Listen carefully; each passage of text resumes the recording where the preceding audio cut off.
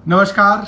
आज मैं दिल्ली के तमाम लोगों को बहुत बधाई दूंगा कि भारतीय जनता पार्टी की दिल्ली की सरकार के एक तुगलकी फरमान के खिलाफ लोगों ने जो आवाज़ उठाई, सोशल मीडिया पे उठाई, एक्स पे उठाई, फेसबुक पे उठाई, गली मोहल्लों में उठाई, उस आवाज़ के कारण भारतीय जनता पार्टी की सरकार को अपने तुगलकी फरमान को वापस लेना पड़ा।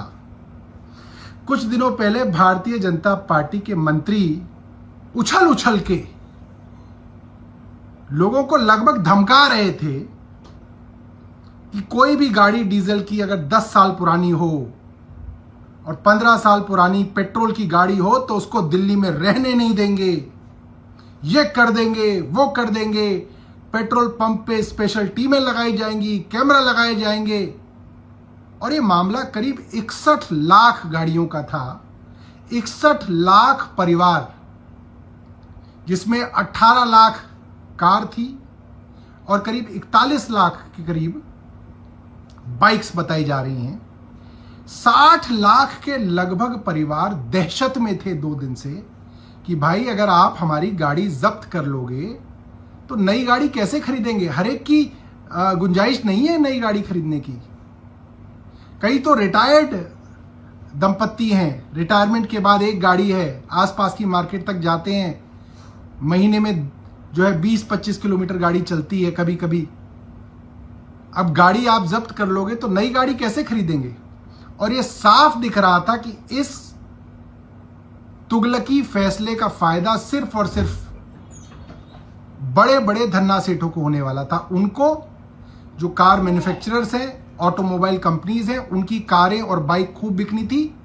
61 लाख वाहन बिकने थे और ओला उबर की चांदी होनी थी, क्योंकि कुछ ही दिनों पहले केंद्र सरकार ने कह दिया कि ओला उबर अब दुगने दाम तक जो है बढ़ा के अपने बेचारे कस्टमर को चूस सकते हैं।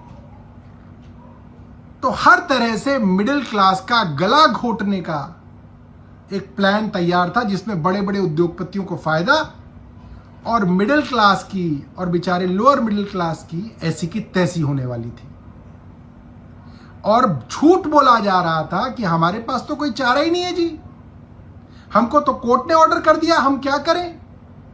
मगर जनता की आवाज की वजह से, जनता ने एक साथ आवाज उठाई, इसकी वजह से आज इस सरकार को अपना फैसला वापस लेना पड़ा है। मैं सारे लोगों को दिल्ली के बहुत बधाई दूंगा जिनके प्रेशर की वजह से इस सरकार को झुकना पड़ा है और अब इन्होंने इस फैसले को वापस ले लिया। अब मैं पूछना चाहता हूं, अब कोर्ट का फैसला नहीं है, अब क्या हुआ, अब कोई दिक्कत नहीं है। दोस्तों, मैं आप लोगों को बताना चाहता हूं, कोर्ट के फैसले को सिर्फ बहाना बनाया जाता है।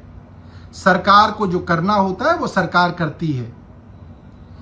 सुप्रीम कोर्ट की 5 जजेस की बेंच ने फैसला दिया था कि दिल्ली के अंदर जो अफसरशाही है, जो ब्यूरोक्रेसी है, जो सर्विसेज है, जो विजिलेंस है, ये सब दिल्ली की चुनी हुई सरकार के पास होना चाहिए। 10 दिन के अंदर केंद्र सरकार ऑर्डिनेंस ले आई और सुप्रीम कोर्ट के फैसले को पलट दिया। जब फैसले पलटने होते हैं, ये ऑर्डिनेंस ला के फैसले पलट देते हैं। इलेक्शन कमीशन को चुनने का मामला था, सुप्रीम कोर्ट ने तय किया कि इलेक्शन कमिश्नर को चुनने की कमेटी के अंदर 3 लोग होंगे, प्रधानमंत्री होंगे, नेता विपक्ष होंगे और सुप्रीम कोर्ट के चीफ जस्टिस होंगे। भारतीय जनता पार्टी ऑर्डिनेंस लेके आई, चीफ जस्टिस को हटा के केंद्र के एक मंत्री को ले आए, ताकि केंद्र सरकार जिसको चाहे उसको election commissioner, chief election commissioner बनाए। सुप्रीम कोर्ट के फैसले को कब आप मानते रहे हैं?